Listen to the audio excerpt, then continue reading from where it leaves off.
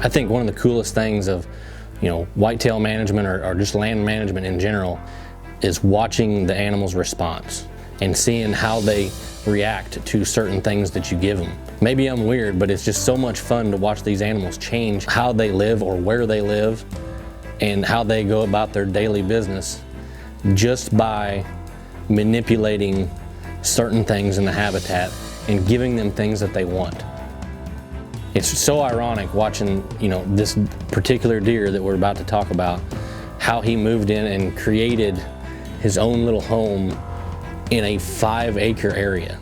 And it just so happened to be one of the spots that we really focused on this year.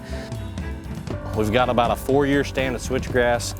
You can see we've got good clumps, but it's scattered. It's not real thick, and we want to fill it in a little bit. And if you notice all this green down here at my feet, and we haven't been able to run a really good fire through here, and we probably couldn't run a good hot fire through here right now just because there's so much green fescue that's coming back.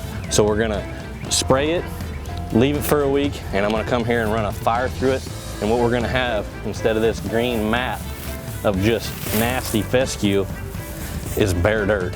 And that's gonna be key because we've got mature plants of switchgrass that have dropped seed on the ground. Those plants are gonna have a chance to grow now, or that seed that's laying on the ground, but it's also gonna fill in the other gaps with beneficial weeds, ragweed, all kinds of things that the deer wanna eat. It's gonna be good vertical cover, but we're gonna have a real nice, diverse stand, and this is where we want a diverse stand, is in the center of the farm where our deer are spending a lot of time.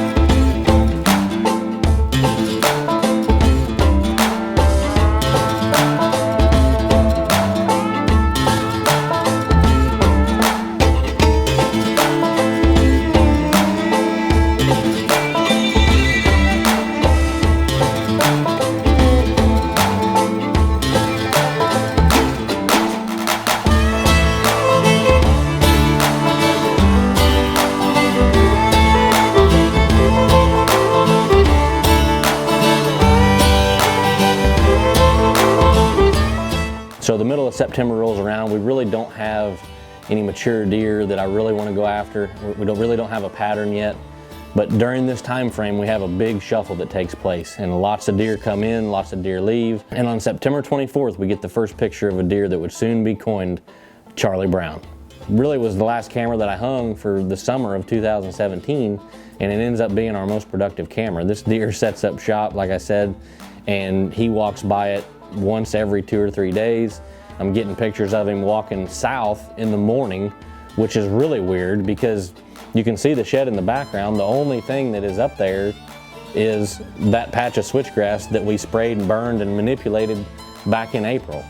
So whatever we did to that particular stand, he liked it because he was bedding in that stand of switchgrass, away from all the other deer, away from all the other cover.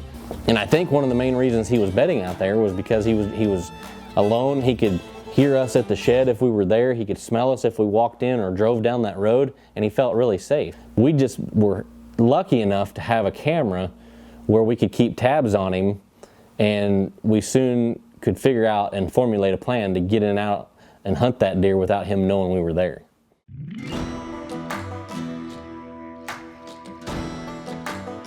October 27th.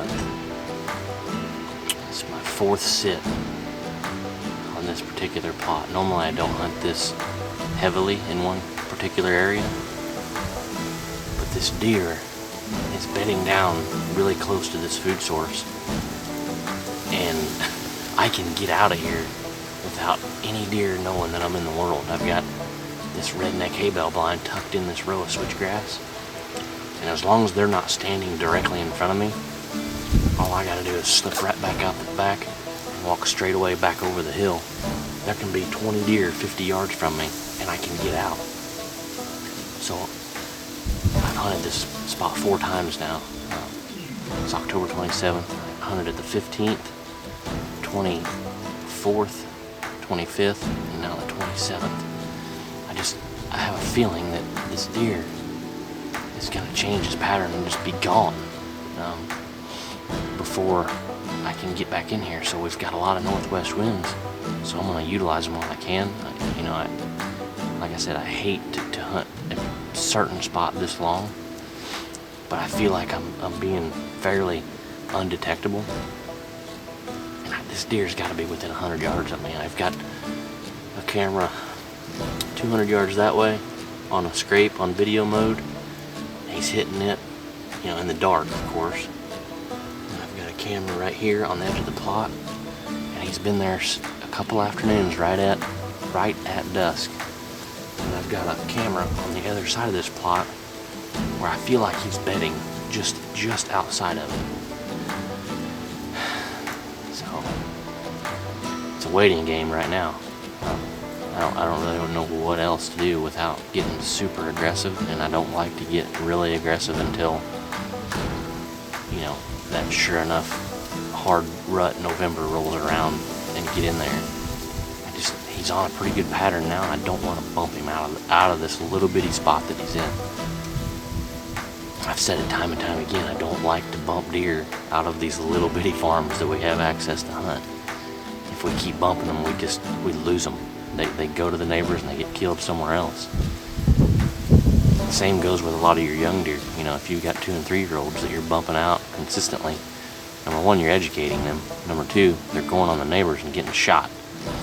So I'm trying to keep them home, so to speak.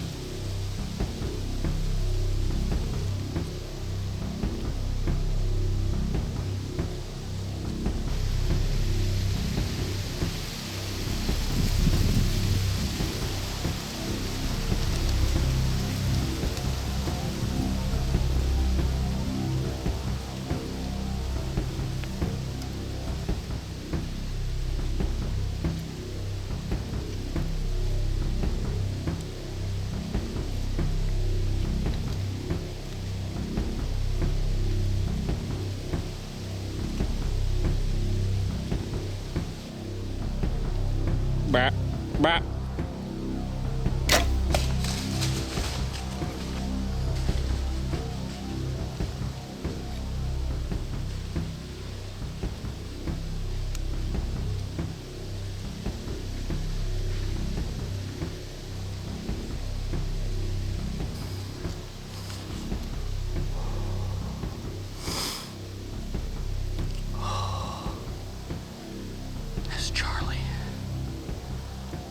Charlie Brown. I'm not sure. On the shot, it looked like it was a tick forward. Dang it.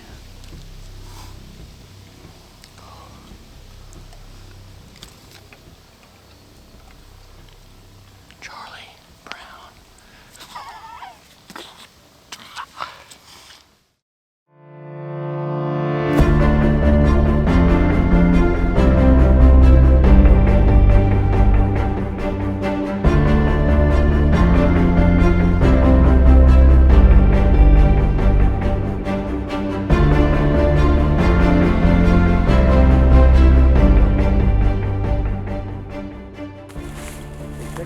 Well, look at the blood on the switchgrass right there. You can see it from 10 yards away.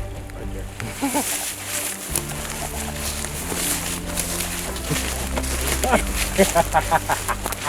Over here.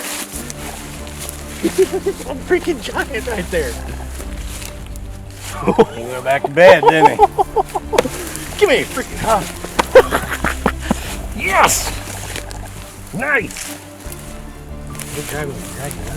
He's that's out there. He turned back in there, didn't he? Yeah.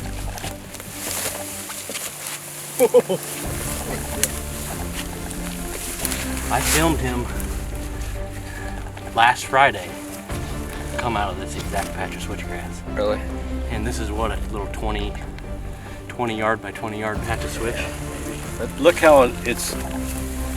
I don't think he's been flopping around down there. This is like one of his beds. He was coming home. This is his bed. I hit him right on the other side, just dead center shoulder. And he was quartered. And he was quartered away. I think I got one lung, and it probably came up in here and cut some stuff.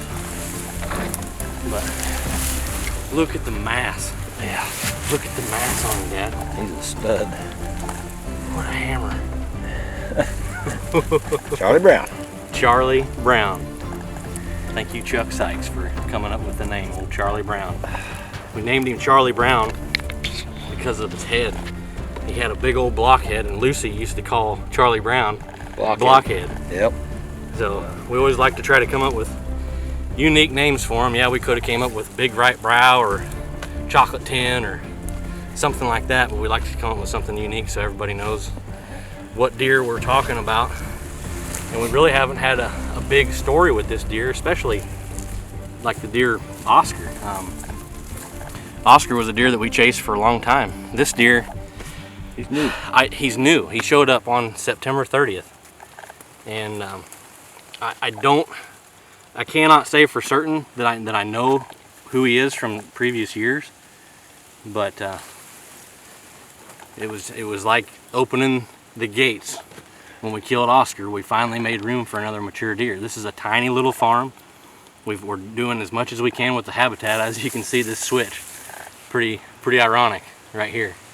We built the house. Yeah. Well, you remember this is his home. We found beds on the other side of that other food plot where they'd been coming in and regularly bedding down in the switch. Yep. Same spot.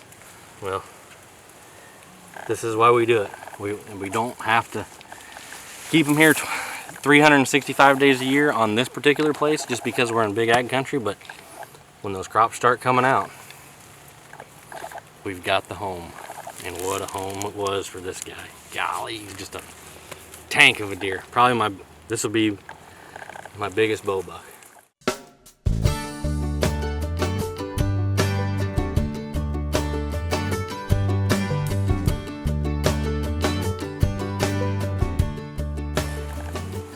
A chess match that I've been playing with this deer for the last, I don't know, 10 days. It's been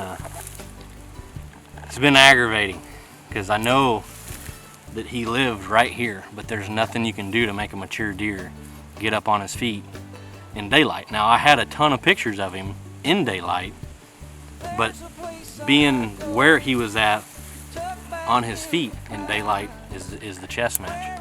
These deer play the wind just like we do. I've got a northwest wind stand that he would be in front of when we'd have a south wind blowing to him. The stand that I killed him out of is a south wind stand, and finally, you know, it's November 1st, I just took advantage of what he likes to do. He likes to kick ass and take names. Take what you need and pass it on down.